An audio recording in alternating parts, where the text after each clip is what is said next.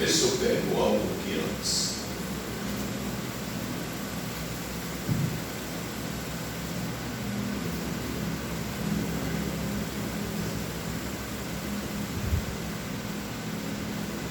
Vamos pegar o 28, Giovanni. O profeta que teve um sonho, que conte o sonho. Veja bem, não é sonho depois de comer 1 quilo de macarrão, comer um x-tudo, ficar sonhando, né, umas coisas meio doidas, e depois quer que os outros interpretem o sonho. O profeta que teve um sonho, conte o sonho. Deus, por Jeremias, estava falando com a nação e com os profetas. Agora, profeta, e aquele em quem está a minha palavra, que fale a minha palavra com verdade. Quem tem a palha com o trigo, diz o Senhor. Aliás, quem tem a palha com o trigo, entende uma diferença?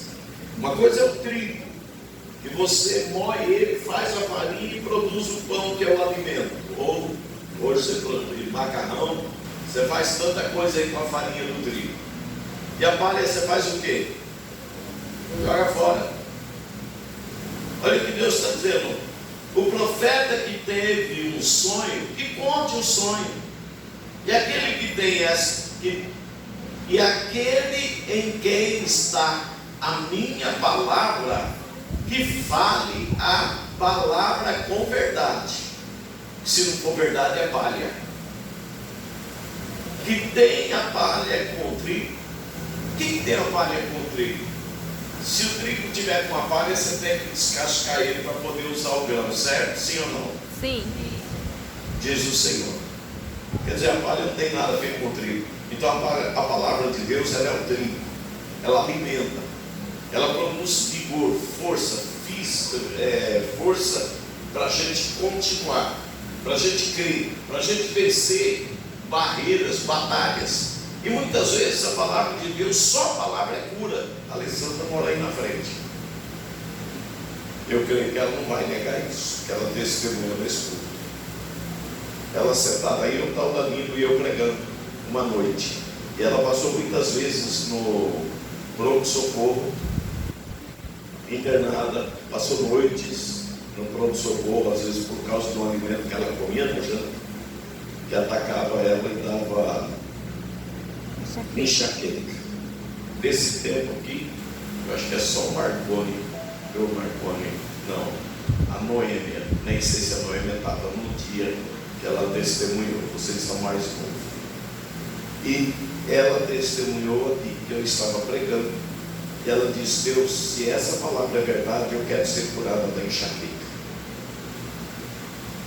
E quando ela testemunhou, já fazia meses que ela não tinha mais a enxaqueca. Então a palavra de Deus é isso, o efeito que ela faz em nós. Por isso que o Senhor está dizendo: quem tem a minha palavra, que fale a minha palavra com verdade. Que tem a palha com trigo, ou seja, a palha serve para quê? Apodrecer, vai virar sujeira, adubo, qualquer outra coisa, menos para se alimentar. O trigo não. O trigo serve de comida, serve de alimento. Você faz muitas coisas a partir do grão de trigo quando se faz a farinha, sim? Amém? Amém. 29. Não é a minha palavra como fogo, diz o Senhor, e como o martelo que esmiuça a penha, ou a marreta que despedaça a pedra. Olha o poder da palavra de Deus. Embora a nossa palavra, ela pode causar um estrago na nossa vida. Sabia aquele crente que vive lamuriando, reclamando, lamentando, e qualquer coisa da chilique, ele abre a boca e fala contrariamente? É palavra. Por que o povo ficou 40 anos no deserto, rodeando montanha? Por causa da palavra. E eles falaram. Então, quando o Senhor está dizendo para nós: não é a minha palavra como fogo, Senhor. E como o martelo que despedaça a pedra e esmiuça bem, é a mesma coisa, que quebra a pedra. Então vamos entender isso aqui. Você faz carinho em alguém com uma tocha de fogo? Não. Por quê?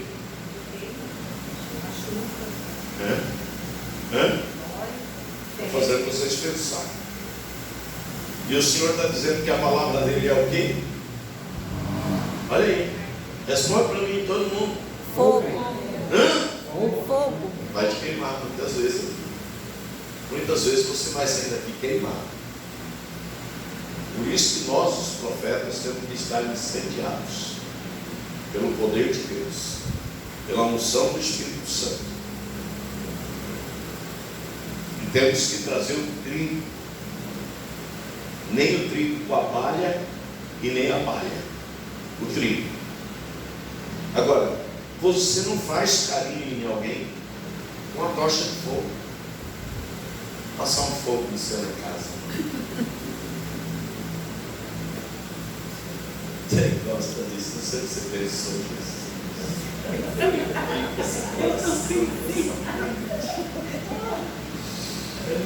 Eu gosto quando vocês se alegram. Eu gosto de pregar para a igreja alegre.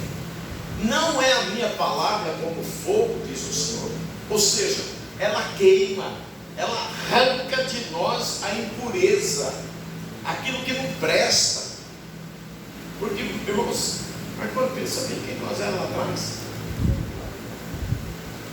quem nós éramos, a palavra está purificando a gente, está limpando a gente. Mas não é obrigado, é a gente que quer ser purificado. Aleluia. Não é o pastor na marra enfiando o guarda abaixo, não. E ele vai dizer para nós, não é, ele está perguntando para nós, não é a minha palavra como fogo, é, Senhor, porque ela queima mesmo.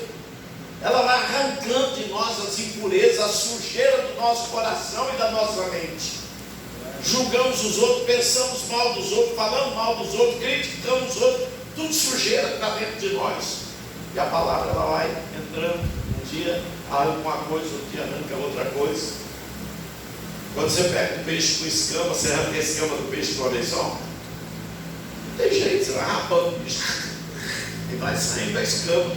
É o que Deus vai fazendo com a gente, limpando a gente, purificando a gente, arrancando de nós toda a ideia errada, a estrutura errada, mundana, tudo que o mundo trouxe para dentro de nós. Nós aprendemos errado na nossa casa, nós aprendemos errado na escola, nós aprendemos errado com os amigos, nós aprendemos errado na sociedade onde nós habitamos. E essa palavra vai arrancando de nós essa estrutura maligna, satânica, diabólica, como Tiago escreve lá na carta dele. Vai arrancando de dentro de nós, vai colocando dentro de nós a estrutura de Deus, o coração de Deus, a mente de Deus. Vai mudando o nosso entendimento. A palavra. Então é o fogo que vai queimando que está em nós, que é a sujeira que está em nós. Aí, e como o martelo esmiuça a penha, ou seja, martelo que quebra a penha, sabe o que acontece? A palavra vai entrando, vai quebrando dentro de nós a estrutura errada nossa. Vai quebrando dentro de nós. Às vezes a gente sai da igreja e fala, ai, Deus, nós estamos pecando. Vai orar, fala para Deus, vê se Deus vai concordar com você. Mas o que ele falou estava lá na palavra? Estava, então. Dá glória a Deus por tua palavra que te ferrou, que te queimou, que está quebrando a estrutura errada dentro de cada um de nós. Glória a Deus. Vocês estão entendendo? Amém. Então, irmãos, a palavra serve como uma marreta. Ela vai quebrar, ela vai arrancar de dentro de nós algumas coisas. A palavra serve como fogo. Deus não vai acariciar eu e você como a gente faz com a criança, a gente pega esse pequenininho no colo. Não, Deus trata a gente com firmeza. Com firmeza. Só que nós fomos criados numa sociedade Nutella, porque eu fui educado no tempo que a gente educava, vamos dizer assim, meu Deus do céu, meu pai foi criado como se cria cavalo lá no pasto. Ele trouxe para nós os ensinamentos que ele recebeu. E hoje, eu levei um pouco disso para os meus filhos, mas hoje a sociedade é meio Nutella. Os filhos meio inteiro, né? Então os filhos fazem o que querem, os pais baixam a bola. Mas Deus não é assim. Por isso que as pessoas não respeitam a Deus no dia de hoje, porque eles acham que o pai da terra que é ruim, Deus também é ruim. Ou então o pai tinha que ser de um jeito que não é, mas Deus é. Deus não é assim do jeito que você pensa, não. Juízo. Os juízos de Deus vão vir sobre a terra. Ele prometeu que viria do ventre da mulher do seu filho. No Gênesis, atravessou todo o Velho Testamento. E o filho veio.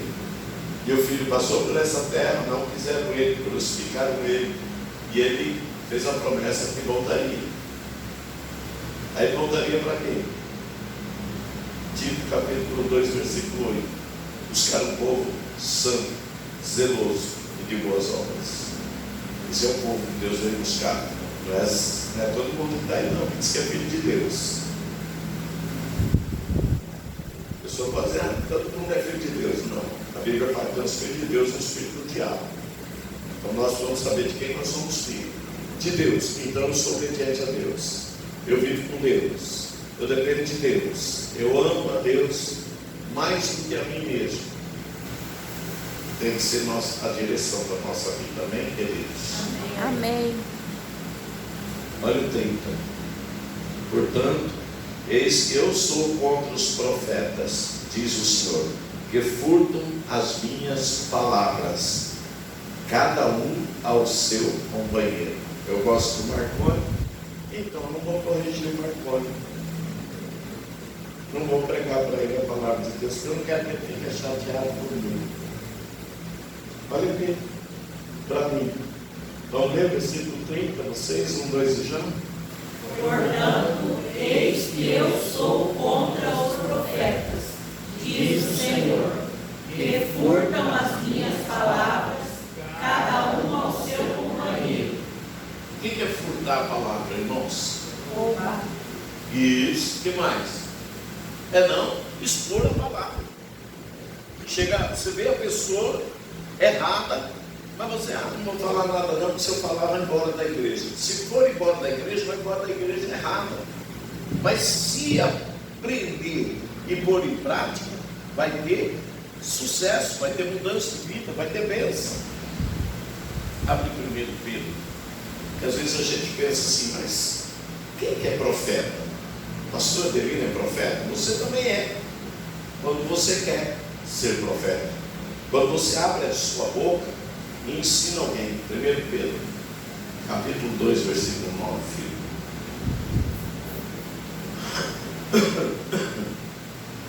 O que diz lá? Mas vós Sois a geração eleita, sacerdócio real, a nação santa, o povo adquirido, para que anuncieis as virtudes daquele que vos chamou das trevas para a sua maravilhosa luz. Olha aí, esse é o ofício sacerdotal. Mas vós sois a geração eleita. Quem? Você que está aqui na cadeira. Deus te escolheu para ser o quê? Sacerdote. Sacerdote leva a igreja para Deus, que é a função minha aqui. Agora, como sacerdote, lá você leva a tua casa a Deus, em oração, instruindo na palavra, insistindo para a tua casa, para que ela não se afaste de Deus. E ele vai dizer aqui, nação santa, povo adquirido, ou seja, Deus escolheu você para se santificar, para ser santo, e Deus adquiriu eu e você. Como? A Bíblia fala que não foi com prata, nem com ouro, nem com coisas corruptíveis, foi com o sangue que Jesus derramou na cruz. Agora olha o que ele vai dizer. Para que Deus escolheu eu e você como sacerdote, como nação santa, sacerdócio real. Nós temos 3 funções aos olhos de Deus: sacerdote e rei. Rei serve para quê? Para governar uma nação. Você tem que governar a sua casa na direção de Deus. Não é do jeito que você pensa. A sua casa tem que ser governada na direção de Deus. Você não pode obrigar, mas você tem que ensinar a tua casa.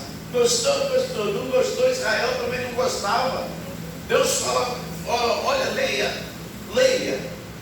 o Velho Testamento, eu acho que está aí, não sei se está em Reis ou em Crônicas, é difícil agora de memória assim falar isso para vocês, mas Deus fala para o povo assim: em eu abrindo a minha boca e falando convosco, vocês já estão em guerra. Pode perguntar aí no YouTube, no Google aí, vai aparecer o texto. Deus falando com a nação: eu abrindo a minha boca e falando com vocês, vocês já estão em guerra. Ou seja, o povo não queria a palavra de Deus. E muitas vezes nós também somos assim. Presta atenção, queridos. Vós sois a geração eleita, sacerdócio, olha, você é sacerdote e rei, e nação santa, povo adquirido, para que, agora vem o ofício sacerdotal, para que anuncieis as virtudes daquele que vos chamou. Quem nos chamou? Deus. Foi Deus. Em Cristo Jesus, Ele nos chamou da perdição, do inferno, dessa sociedade nojenta que nós vivemos no meio dela, das trevas, da escuridão do pecado, para a sua maravilhosa luz. Você entendeu isso? Esse é o ofício sacerdotal.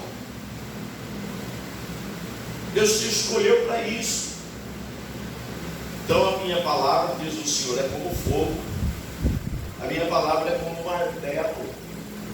Muitas vezes eu vou dar martelada em vocês aqui, enquanto eu me dei, quantas marteladas vocês já tomaram. E às vezes tem gente que está aí na igreja, vem em casa caindo, o pastor, mas ele nunca conta o dia que ele tomou umas marteladas do pastor. Por que o pastor passou uma tocha de fogo nele que há? Nunca vai contar, vai falar só do pastor. Então, irmãos, preste atenção. Deus tem um projeto maravilhoso para a nossa vida. Primeiro que é o céu. Quando a gente fala em projeto, já se pensa às vezes em coisas materiais. Não. O projeto maravilhoso está em Cristo guardado para nós. É o céu. É o céu. Depois, na terra, Deus diz que nós já, olha, isso está em Efésios capítulo 3, e nós já fomos abençoados com toda sorte de bênçãos celestiais em Cristo Jesus. Se Deus fala que nós já fomos abençoados, já fomos, está lá, vai buscar. Como é que eu busco, pastor? Jejum, oração, obediência, santificação, estuda a palavra, se prostra diante de Deus. Prosperidade é um dom de Deus. Às vezes a gente quer as coisas de Deus, mas não quer Deus. Mas eu quero Deus, mas quer Deus do seu jeito, e o seu jeito não é o jeito da Bíblia.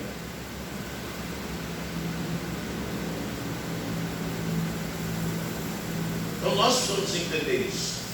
E às vezes a gente é crente, Tiago capítulo 2, versículo 19. Abre lá.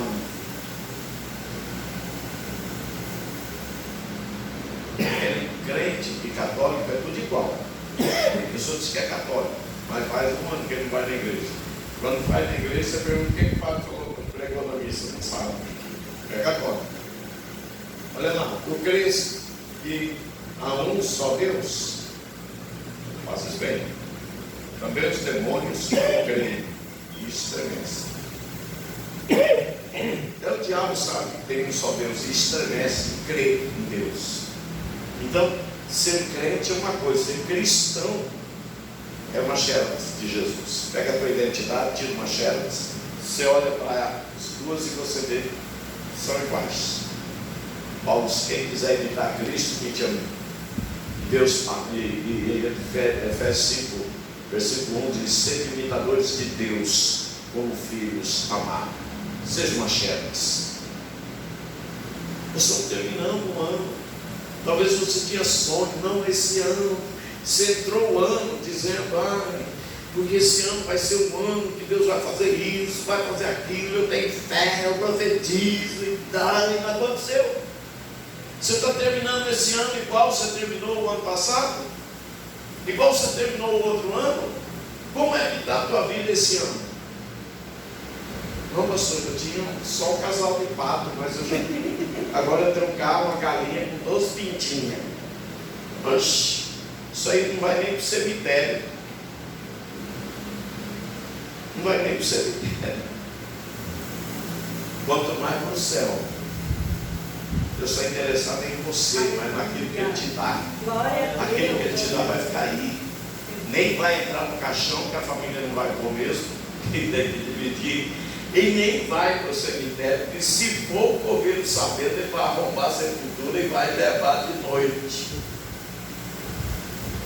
Então, meus irmãos, como é que vai ser o ano que vem? A semeadura deste ano vai dar colheita no ano que vem. Se a semeadura foi bem feita, vai ter colheita no ano que vem.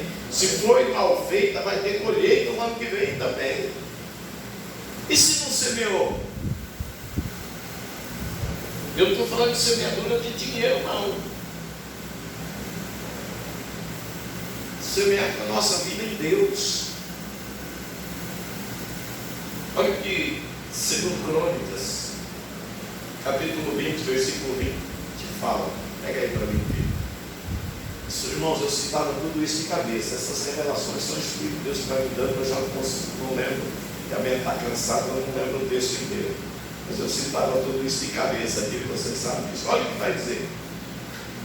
E pela manhã cedo se levantaram e saíram ao deserto de Tecoa. E saindo eles, pôs-se em pé Josafá e disse: 2 pontos. O que é que Josafá disse? 1, 2 e já, toda a igreja. Ouve-me, ó Judá, e vós, moradores de Jerusalém. Ouve o quê? A palavra. Vai lá. Crede no Senhor vosso Deus e estareis seguros. Crede nos seus profetas e prosperareis. Ó, quer prosperar?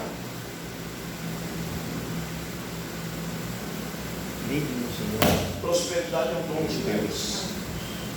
Prosperidade é um dom de Deus. Dom é presente, é coisa que Deus dá. Não precisa se afligir por causa de coisas, porque Deus tem as coisas para nos dar. Agora, olha o que ele está dizendo. Josafá vinha um tremendo exército, 3 nações contra o exército, um pequeno exército de Judá. E Josafá disse: pela manhã cedo se levantaram e saíram ao deserto de Tecoa. E saindo eles, pôs-se em pé Josafá, que era o rei, e disse: rei serve para quê mesmo? Para governar. Ouvi-me, ó Judá, e vós moradores de Jerusalém, a capital. Crede no Senhor vosso Deus, e estareis seguros, guardados, protegidos. Gente, crê em Deus. O ano que vem não vai ser fácil. O dólar já subiu mais um pouco. Agora, só do Lula sair do hospital, não estou falando isso por maldade. Lula ficou doente, o povo pensou que ele ia partir, o dólar baixou. Estava 6,30, baixou. O Fernando está aí, sabe disso. Baixou para 6,5 e alguma coisa, 5,90. Lula saiu do hospital, o dólar subiu para 6 e está lá. Hoje eu não sei quanto que está, porque eu não vi a... 6,30 hoje. Há uma previsão de que pode chegar até R$7 até o final do ano. E a taxa Selic, que é o que comanda os juros de financiamento, de loja, de tudo, que é o Banco Central que regula isso aí, subiu 1 ponto agora, e há uma previsão para subir 2 pontos. Pode subir até 2 pontos daqui 3 meses, que acho que vai ser a próxima avaliação. Pode subir até 2 pontos. E uma previsão que ela pode chegar a 15%. Você sabe o que significa isso? Recessão, juro alto, falta de dinheiro, escassez, mercadoria mais cara no supermercado. Toma cuidado com o teu dinheiro, toma cuidado com o teu salário, toma cuidado. Quando você for comprar um X salada, veja quanto ele custa e pensa quanto custa um frango, quanto custa um quilo de carne moída, quanto custa um... Toma cuidado com o seu dinheiro, que o ano que vem é sombrio. É sombrio.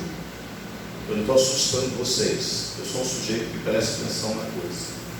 Estou orientando, que às vezes passa despercebido para muita gente. Mas a coisa está séria. Quando isso vai mudar? Quando Deus pôr as mãos.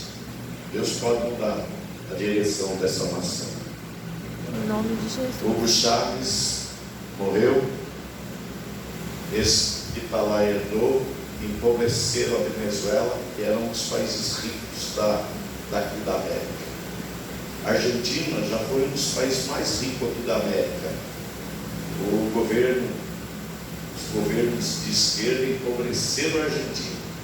Queira Deus que Milei possa passar uns 2 mandatos lá. Sem passar, vocês vão ver a mudança que vai vir sobre a Argentina ainda esse ano que entra agora. As coisas estão mudando lá, graças a Deus. Então, irmãos, quando vai mudar? Quando Deus pôr as mãos, porque é Deus que escolhe, é Deus que põe no comando. Deus faz aquilo que está no coração do povo. Enquanto o povo quer o mal vai prevalecer. A hora que o povo clamar a Deus por misericórdia e socorro, Deus vai atender. Pastor, baseado no que o senhor fala isso? Leia o livro de Juízes.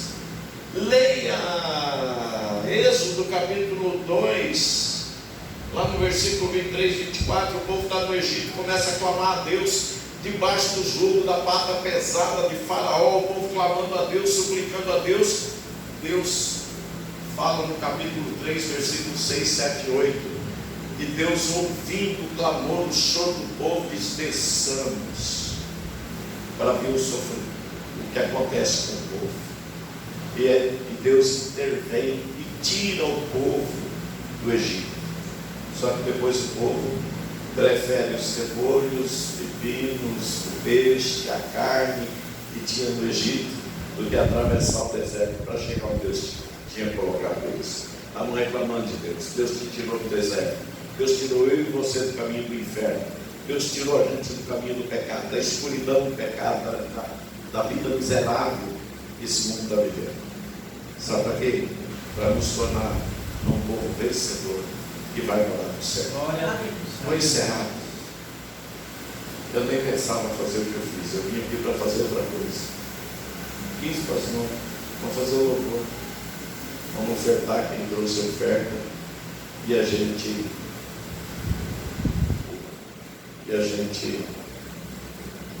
encerra o culto e o Senhor